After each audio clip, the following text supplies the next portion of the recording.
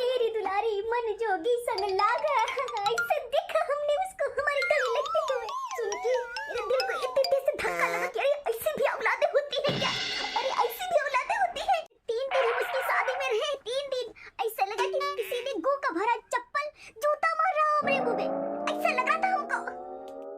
और जो भी रिश्तेदार, जो भी इंसान हमको देखे बोले भाभी स्वीटी की शादी नहीं करेंगे क्या? स्वीटी की शादी नहीं करेंगे क्या? अरे हमको ऐसा लग रहा था कि भगवान यही धरती फट जाए और हम यही समा जाए।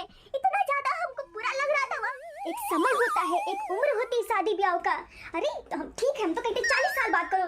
अरे 40 साल बाद नहीं, तुम तो वृद्ध वाली पेंशन लेके शादी करो। हाँ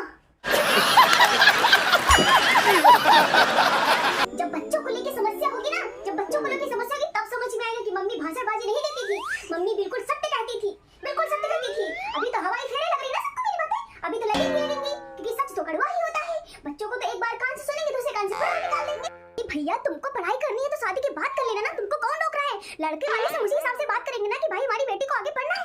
मगर ये क्या है कि 40 साल की हो जाओ, 45 साल की हो जाओ, तुम्हारी शादी नहीं करनी?